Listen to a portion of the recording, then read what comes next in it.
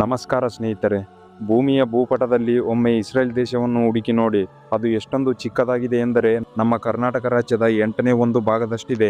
ಕೇರಳ ರಾಜ್ಯಕ್ಕಿಂತಲೂ ಚಿಕ್ಕದಾದ ದೇಶವಿದು. ಇದರ ಭೌಗೋಳಿಕ ಪರಿಸ್ಥಿತಿಯನ್ನು ನೋಡಿದರೆ ಯಾರಿಗಾದರೂ ಭಯವಾಗುತ್ತದೆ. ಈ ದೇಶದ 60% ಭಾಗ ಕೇವಲ ಮರಳುಗಾಡು.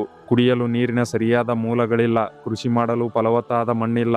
ಇನ್ನು ಇದರ ನೆರೆಹೊರೆಯ ದೇಶಗಳನ್ನು ನೋಡಿದರೆ ಪರಿಸ್ಥಿತಿ ಇನ್ನಷ್ಟು ಭಯಾನಕವಾಗಿದೆ. ಇಸ್ರೇಲ್ನ ಸುತ್ತಲೂ ಲೆಬನಾನ್, ಸಿರಿಯಾ, ಜೋರ್ಡಾನ್ ಮತ್ತು ಈಜಿಪ್ಟ್ನಂತಹ ಶತ್ರು ರಾಷ್ಟ್ರಗಳಿವೆ. ಇಸ್ರೇಲ್ ಹುಟ್ಟಿನ ದಿನದಿಂದ ಇಂದಿನವರೆಗೂ ಪ್ರತಿಯೊಂದು ದಿನವೂ ಮಿಸೈಲ್ ದಾಳಿಯ ಭೀತಿಯಲ್ಲೇ ಬದುಕುತ್ತಿದೆ. ಯಾವುದೇ ಸಾಮಾನ್ಯ ದೇಶ ಇಂಥ ಪರಿಸ್ಥಿತಿಯಲ್ಲಿದ್ದರೆ ಅದು ಎಂದಿಗೋ ನಕ್ಷೆಯಿಂದ ಅಳಿಸಿ ಹೋಗುತ್ತಿತ್ತು. ಆದರೆ ಇಸ್ರೇಲ್ ಸಾಮಾನ್ಯ ದೇಶವಲ್ಲ. ಇಂದು ಪ್ರಪಂಚದ ಅತಿದೊಡ್ಡ ಮತ್ತು ಅತ್ಯಂತ ಅಪಾಯಕಾರಿ ಗುಪ್ತಚರ ಸಂಸ್ಥೆ ಮೊಸಾದ್ ಇರುವುದು ಇಸ್ರೇಲ್ನಲ್ಲಿ. ಅಮೆರಿಕದ ಸಿಲಿಕಾನ್ ವ್ಯಾಲಿ ಬಿಟ್ಟರೆ ಜಗತ್ತಿನಲ್ಲಿ ಅತಿ ಹೆಚ್ಚು ಟೆಕ್ ಸ್ಟಾರ್ಟ್ಅಪ್ಗಳು ಇರುವುದು ಇದೇ ಸಣ್ಣ ದೇಶದಲ್ಲಿ.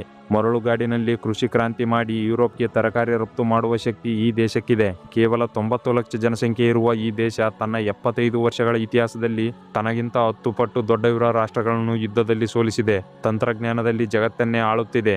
ಇದು ಹೇಗೆ ಸಾಧ್ಯವಾಯಿತು? ಇಂದಿನ ಈ ವಿಡಿಯೋದಲ್ಲಿ ನಾವು ಇಸ್ರೇಲ್ನ ಯಶಸ್ಸು, ಮಿಲಿಟರಿ ತಂತ್ರಗಾರಿಕೆ ಮತ್ತು ತಂತ್ರಜ್ಞಾನದ ಹಿಂದಿರುವ ಕರಾಳ ಮತ್ತು ರೋಚಕ ರಹಸ್ಯಗಳನ್ನು ತಿಳಿದುಕೊಳ್ಳೋಣ. ವಿಡಿಯೋ ಶುರು ಮಾಡೋ ಮೊದಲು ವಿಡಿಯೋವನ್ನು ಲೈಕ್ ಮಾಡಿ ಮತ್ತು ನಮ್ಮ ಚಾನಲನ್ನು ಸಬ್ಸ್ಕ್ರೈಬ್ ಆಗೋದನ್ನು ಮರೆಯಬೇಡಿ. ಸ್ನೇಹಿತರೆ, ಇಸ್ರೇಲ್ನ ಇಂದಿನ ಪರಿಸ್ಥಿತಿಯನ್ನು ಅರ್ಥ ಮಾಡಿಕೊಳ್ಳಬೇಕಾದರೆ ನಾವು ಅದರ ಹುಟ್ಟಿನ ಇತಿಹಾಸವನ್ನು ನೋಡಬೇಕು. 2ನೇ ಮಹಾಯುದ್ಧದಲ್ಲಿ ಅಡಾಲ್ಫ್ ಹಿಟ್ಲರ್ನಿಂದ ಹೋಲೋಕಾಸ್ಟ್ಗೆ ಒಳಗಾದ ಯಹೂದಿಗಳ ಸಮುದಾಯಕ್ಕೆ ತಮ್ಮದೇ ಆದ ಒಂದು ದೇಶ ಬೇಕಿತ್ತು.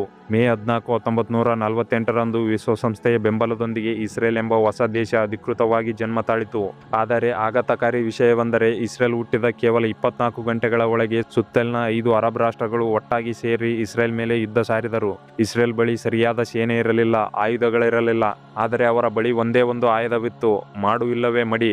ನಾವು ಈ ಯುದ್ಧದಲ್ಲಿ ಸೋತರೆ ನಮ್ಮನ್ನು ಭೂಮಿಯ ಮೇಲಿಂದ ಶಾಶ್ವತವಾಗಿ ಅಳಿಸಿ ಹಾಕುತ್ತಾರೆ. ನಮಗೆ ಓಡಿ ಹೋಗಲು ಬೇರೆ ಯಾವ ದೇಶವೂ ಇಲ್ಲ ಎಂಬ ಸತ್ಯ ಅವರಿಗೆ ತಿಳಿದಿತ್ತು. ಆ 1948ರ ಯುದ್ಧದಲ್ಲಿ ಇಸ್ರೇಲ್ ಆ 5 ದೇಶಗಳ ಒಕ್ಕೂಟವನ್ನು ಸೋಲಿಸಿ ತನ್ನ ಅಸ್ತಿತ್ವವನ್ನು ಉಳಿಸಿಕೊಂಡಿತು. ಈ ಒಂದು ಘಟನೆ ಇಸ್ರೇಲ್ನ ಇಡೀ DNA ಬದಲಾಯಿಸಿತು. ಅಂದಿನಿಂದ ಇಸ್ರೇಲ್ ಒಂದು ನಿಯಮವನ್ನು ಪಾಲಿಸಿಕೊಂಡು ಬರುತ್ತಿದೆ: ನಮ್ಮ ರಕ್ಷಣೆಗೆ ಬೇರೆ ಯಾರೂ ಬರುವುದಿಲ್ಲ, ನಮ್ಮನ್ನು ನಾವೇ ರಕ್ಷಿಸಿಕೊಳ್ಳಬೇಕು. ಈ ಮನಸ್ಥಿತಿಯೇ ಇಸ್ರೇಲ್ನ ಅತಿದೊಡ್ಡ ಗುಪ್ತಚರ ಸಂಸ್ಥೆಯಾದ ಮೊಸಾದ್ ಹುಟ್ಟಲು ಕಾರಣವಾಯಿತು. ಜಗತ್ತಿನಲ್ಲಿ ಅಮೆರಿಕದ CIA, ಭಾರತದ ರಾನಂತಹ ಅನೇಕ ಗುಪ್ತಚರ ಸಂಸ್ಥೆಗಳಿವೆ. ಆದರೆ ಶತ್ರುಗಳು ಅತಿ ಹೆಚ್ಚು ಬೆಚ್ಚಿ ಬೀಳುವುದು ಇಸ್ರೇಲ್ನ ಮೊಸಾದ್ ಹೆಸರನ್ನು ಕೇಳಿದರೆ. ಇದಕ್ಕೆ ಕಾರಣ ಅವರ ಆಪರೇಷನ್ ಮಾಡುವ ರೀತಿ.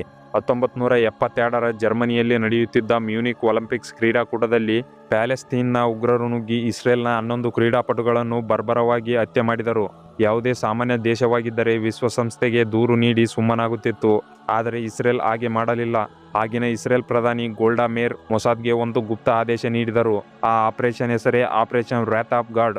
ಮೊಸಾದ್ ಏಜೆಂಟ್ಗಳು ಯುರೋಪ್, ಮಧ್ಯಪ್ರಾಚ್ಯ, ಹೀಗೆ ಜಗತ್ತಿನ ಮೂಲೆ ಮೂಲೆಗಳಿಗೆ ತೆರಳಿ ಆ ದಾಳಿ ಹಿಂದಿದ್ದ ಪ್ರತಿಯೊಬ್ಬ ಉಗ್ರರನ್ನು ಹುಡುಕಿ ವರ್ಷಗಳ ಕಾಲ ಸೈಲೆಂಟ್ ಆಗಿ ಕೊಂದರು. ನೀವು ಪ್ರಪಂಚದ ಯಾವುದೇ ಮೂಲೆಯಲ್ಲಿದ್ದರೂ ಇಸ್ರೇಲ್ನ ಮೇಲೆ ಕೈ ಮಾಡಿದರೆ ನಿಮ್ಮನ್ನು ನಾವು ಬಿಡುವುದಿಲ್ಲ ಎಂಬ ಸ್ಪಷ್ಟ ಸಂದೇಶವನ್ನು ಜಗತ್ತಿಗೆ ಸಾರಿದರು. ಇಸ್ರೇಲ್ನ ಭದ್ರತೆಯ ಅತಿದೊಡ್ಡ ರಹಸ್ಯವೇ ಅವರ ಪ್ರೀ ಎಂಪ್ಟಿವ್ ಸ್ಟ್ರೈಕ್. ಅಂದರೆ ಶತ್ರು ನಮ್ಮ ಮೇಲೆ ದಾಳಿ ಮಾಡುವ ಮುನ್ನವೇ ಶತ್ರುವಿನ ಪ್ಲಾನ್ ಅನ್ನು ತಿಳಿದು ನಾವೇ ಮೊದಲು ದಾಳಿ ಮಾಡಿ ಅವರ ಆಯುಧಗಳನ್ನು ನಾಶ ಮಾಡುವುದು. ಇಸ್ರೇಲ್ ಅನ್ನು ಉಳಿಸಿರುವುದು ಇದೇ ಮೊಸಾದ್ನ ಕಣ್ಗಾವಲು. ನಿಮಗೆ ಗೊತ್ತಿರಬಹುದು, ಇಸ್ರೇಲ್ನ ಪಕ್ಕದಲ್ಲಿಯೇ ಇರುವ ಗಾಜಾ ಪಟ್ಟಿ ಮತ್ತು ಲೆಬನಾನ್ನಿಂದ ಹಮಾಸ್ ಮತ್ತು ಹಿಜ್ಬುಲ್ಲಾ ಉಗ್ರರು ಪ್ರತಿದಿನ 10 ರಾಕೆಟ್ಗಳನ್ನು ಇಸ್ರೇಲ್ ನಗರದ ಮೇಲೆ ಹಾರಿಸುತ್ತಲೇ ಇರುತ್ತಾರೆ. ಆದರೂ ಇಸ್ರೇಲ್ನ ಜನ ಸಾಮಾನ್ಯ ಜನರಂತೆ ಕಾಫಿ ಕುಡಿಯುತ್ತಾ ಆಫೀಸ್ಗೆ ಹೋಗುತ್ತಾ ನೆಮ್ಮದಿಯಾಗಿದ್ದಾರೆ. ಇದು ಹೇಗೆ ಸಾಧ್ಯ? ಇದಕ್ಕೆ ಕಾರಣ ವಿಜ್ಞಾನ ಮತ್ತು ಇಂಜಿನಿಯರಿಂಗ್ನ ಅತ್ಯದ್ಭುತ ಸೃಷ್ಟಿ, ದಿ ಐರನ್ ಡೂಮ್. ಇದು ಆಕಾಶದಲ್ಲಿ ಕಣ್ಣಿಗೆ ಕಾಣದ ಒಂದು ಭದ್ರತಾ ಕವಚ ಇದ್ದಂತೆ. ಇದು ಹೇಗೆ ಕೆಲಸ ಮಾಡುತ್ತದೆ ಅಂದರೆ, ಶತ್ರುಗಳ ರಾಕೆಟ್ ಹಾರಿಸಿದ ತಕ್ಷಣ ಐರನ್ ಡೋಮ್ನ ಅತ್ಯಾಧುನಿಕ ರೇಡಾರ್ ಆ ರಾಕೆಟ್ ಅನ್ನು ಪತ್ತೆ ಹಚ್ಚುತ್ತದೆ. ಕೆಲವು ಸೆಕೆಂಡುಗಳಲ್ಲಿ ಅದರ ಆರ್ಟಿಫಿಷಿಯಲ್ ಇಂಟೆಲಿಜೆನ್ಸ್ ಆ ರಾಕೆಟ್ ಎಲ್ಲಿ ಬೀಳುತ್ತದೆ ಎಂದು ಲೆಕ್ಕಾಚಾರ ಮಾಡುತ್ತದೆ. ಒಂದು ವೇಳೆ ಆ ರಾಕೆಟ್ ಜನವಸತಿ ಇಲ್ಲದ ಮರುಭೂಮಿಗೆ ಬೀಳುವುದಾದರೆ ಐರನ್ ಡೋಮ್ ಸುಮ್ಮನಿರುತ್ತದೆ. ಆದರೆ ಆ ರಾಕೆಟ್ ಯಾವುದಾದರೂ ನಗರ, ಆಸ್ಪತ್ರೆ ಅಥವಾ ಶಾಲೆಯ ಮೇಲೆ ಬೀಳುತ್ತದೆ ಎಂದು ಕಂಪ್ಯೂಟರ್ಗೆ ತಿಳಿದ ತಕ್ಷಣ ತನ್ನ ಇಂಟರ್ಸೆಪ್ಟರ್ ಕ್ಷಿಪಣಿಯನ್ನು ಹಾರಿಸಿ ಆಕಾಶದಲ್ಲೇ ಆ ಶತ್ರು ರಾಕೆಟ್ ಅನ್ನು ಗುದ್ದಿ ಸ್ಫೋಟಗೊಳಿಸುತ್ತದೆ. ಇದರ ಸಕ್ಸೆಸ್ ರೇಟ್ ಬರೋಬ್ಬರಿ 90%ಕ್ಕಿಂತ ಹೆಚ್ಚು. ಇಂತಹದೊಂದು ತಂತ್ರಜ್ಞಾನ ಇಡೀ ಪ್ರಪಂಚದಲ್ಲೇ ಬೇರೆ ಯಾವ ದೇಶದ ಬಳಿಯೂ ಇಷ್ಟೊಂದು ನಿಖರವಾಗಿಲ್ಲ. ಇಸ್ರೇಲ್ ಎಂದರೆ ಕೇವಲ ಬಾಂಬ್ ಮತ್ತು ಯುದ್ಧ ಮಾತ್ರವಲ್ಲ. ಇಸ್ರೇಲ್ ಮಾಡಿರುವ ನಿಜವಾದ ಮ್ಯಾಜಿಕ್ ಇರುವುದು ಅವರ ಕೃಷಿ ಮತ್ತು ತಂತ್ರಜ್ಞಾನದಲ್ಲಿ. ಇಸ್ರೇಲ್ ದೇಶದಲ್ಲಿ 60% ಕೇವಲ ಮರಳಿರುವ, ಮಳೆಯ ಬಾರದ, ಕೃಷಿ ಮಾಡಲು ಸಾಧ್ಯವೇ ಇಲ್ಲದ ಭೂಮಿ. ಆದರೆ ಇಸ್ರೇಲ್ ಇದನ್ನು ಸಾಧ್ಯವಾಗಿಸಿತು. ಇಂದು ಭಾರತದ ರೈತರು ಬಳಸುವ ಹನಿ ನೀರಾವರಿ ತಂತ್ರಜ್ಞಾನವನ್ನು ಮೊದಲ ಬಾರಿಗೆ ಕಂಡುಹಿಡಿದಿದ್ದು ಇದೇ ಇಸ್ರೇಲ್. ಅವರು ಪ್ರತಿಯೊಂದು ಹನಿ ನೀರನ್ನು ಲೆಕ್ಕ ಹಾಕಿ ಗಿಡದ ಬೇರಿಗೆ ಮಾತ್ರ ನೀರು ಹೋಗುವಂತೆ ಮಾಡಿದರು. ಇಸ್ರೇಲ್ನ ಬಳಿ ನದಿ ಇಲ್ಲ, ಹಾಗಾಗಿ ಅವರು 2 ದೊಡ್ಡ ತಂತ್ರಜ್ಞಾನವನ್ನು ಬಳಸಿದರು. ಒಂದು, ಡಿಸಲೈನೇಷನ್. ಮೆಡಿಟೇರಿಯನ್ ಸಮುದ್ರದ ಉಪ್ಪು ನೀರನ್ನು ಬೃಹತ್ ಫ್ಯಾಕ್ಟರಿಗಳ ಮೂಲಕ ಶುದ್ಧ ಕುಡಿಯುವ ನೀರನ್ನಾಗಿ ಪರಿವರ್ತಿಸಿದರು. ಇಂದು ಇಸ್ರೇಲ್ನ 80% ಕುಡಿಯುವ ನೀರು ಸಮುದ್ರದಿಂದಲೇ ಬರುತ್ತದೆ. 2, ನೀರಿನ ಮರುಬಳಕೆ. ಜಗತ್ತಿನ ಯಾವುದೇ ದೇಶ ಮಾಡದ ಸಾಧನೆ ಇದು. ಇಸ್ರೇಲ್ ತನ್ನ ದೇಶದ 90% ತ್ಯಾಜ್ಯ ನೀರನ್ನು ಶುದ್ಧೀಕರಿಸಿ ಮತ್ತೆ ಕೃಷಿಗೆ ಬಳಸುತ್ತದೆ. ಇದೇ ಕಾರಣಕ್ಕೆ ಮರಳುಗಾಡಿನ ಇಸ್ರೇಲ್ ಇಂದು ಹಣ್ಣು, ತರಕಾರಿ ಮತ್ತು ಹೂವುಗಳನ್ನು ಯುರೋಪ್ಗೆ ಎಕ್ಸ್ಪೋರ್ಟ್ ಮಾಡುವ ಮಟ್ಟಿಗೆ ಬೆಳೆದಿದೆ. ಇಸ್ರೇಲ್ ಅನ್ನು ಜಗತ್ತು ದ ಸ್ಟಾರ್ಟ್ಅಪ್ ನೇಷನ್ ಎಂದು ಕರೆಯುತ್ತದೆ. ಕೇವಲ 9 ಮಿಲಿಯನ್ ಜನಸಂಖ್ಯೆ ಇರುವ ಈ ದೇಶದಲ್ಲಿ ಬರೋಬ್ಬರಿ 7,000ಕ್ಕೂ ಹೆಚ್ಚು ಟೆಕ್ ಸ್ಟಾರ್ಟ್ಅಪ್ಗಳಿವೆ. ನಿಮ್ಮ ಕಂಪ್ಯೂಟರ್ನಲ್ಲಿರುವ ಇಂಟೆಲ್ ಪ್ರೊಸೆಸರ್ನ ಪ್ರಮುಖ ವಿನ್ಯಾಸವಾಗಿದ್ದು ಇದೇ ಇಸ್ರೇಲ್ನಲ್ಲಿ.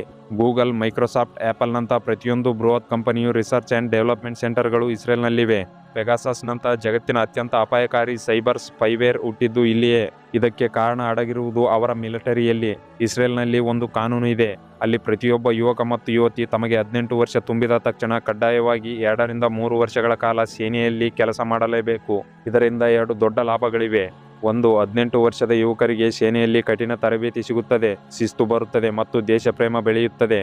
2, ಸೇನೆಯಲ್ಲಿರುವಾಗಲೇ ಅವರಿಗೆ ಅತ್ಯಾಧುನಿಕ ತಂತ್ರಜ್ಞಾನ, ಸೈಬರ್ ಸೆಕ್ಯುರಿಟಿ ಮತ್ತು ಲೀಡರ್ಶಿಪ್ ಕಲಿಸಲಾಗುತ್ತದೆ. ಅವರು 21 ವರ್ಷಕ್ಕೆ ಸೇನೆಯಿಂದ ಹೊರಬಂದು ಕಾಲೇಜಿಗೆ ಸೇರುವ ಹೊತ್ತಿಗೆ ಅವರು ಕೇವಲ ವಿದ್ಯಾರ್ಥಿಯಾಗಿರುವುದಿಲ್ಲ, ಬದಲಾಗಿ ತಂತ್ರಜ್ಞಾನದಲ್ಲಿ ಪಳಗಿದ ಎಕ್ಸ್ಪರ್ಟ್ಗಳಾಗಿರುತ್ತಾರೆ. ಅದೇ ಯುವಕರು ಮುಂದೆ ಬಂದು ಸಿಲಿಕಾನ್ ವ್ಯಾಲಿಗೆ ಪೈಪೋಟಿ ನೀಡುವ IT ಕಂಪನಿಗಳನ್ನು ಕಟ್ಟುತ್ತಾರೆ.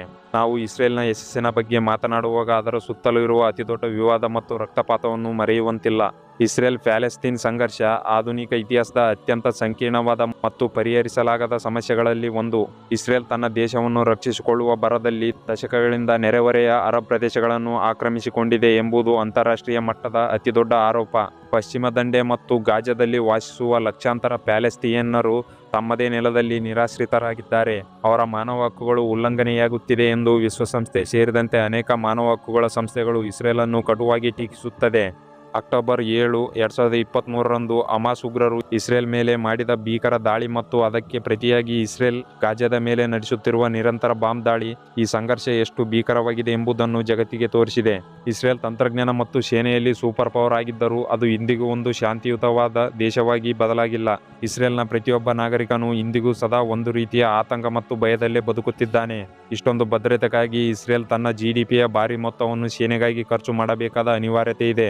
ಸ್ನೇಹಿತರೆ, ಇಸ್ರೇಲ್ನ ಕಥೆ ಕೇವಲ ಒಂದು ದೇಶದ ಕಥೆಯಲ್ಲ, ಅದು ಅವಶ್ಯಕತೆಯ ಆವಿಷ್ಕಾರದ ತಾಯಿ ಎಂಬ ಮಾತಿಗೆ ಜೀವಂತ ಉದಾಹರಣೆ. ನಿಮ್ಮನ್ನು 4 ಕಡೆಯಿಂದ ಶತ್ರುಗಳು ಸುತ್ತುವರಿದಾಗ, ನಿಮ್ಮ ಬಳಿ ಕುಡಿಯಲು ನೀರು ಇಲ್ಲದಿರುವಾಗ, ನಿಮ್ಮ ಅಸ್ತಿತ್ವವೇ ಅಪಾಯದಲ್ಲಿದ್ದಾಗ ಮನುಷ್ಯ ಅಳುತ್ತಾ ಕೂರುವುದಿಲ್ಲ. ಬದಲಾಗಿ ಆತ ಅಸಾಧ್ಯವಾದುದನ್ನು ಸಾಧಿಸುತ್ತಾನೆ.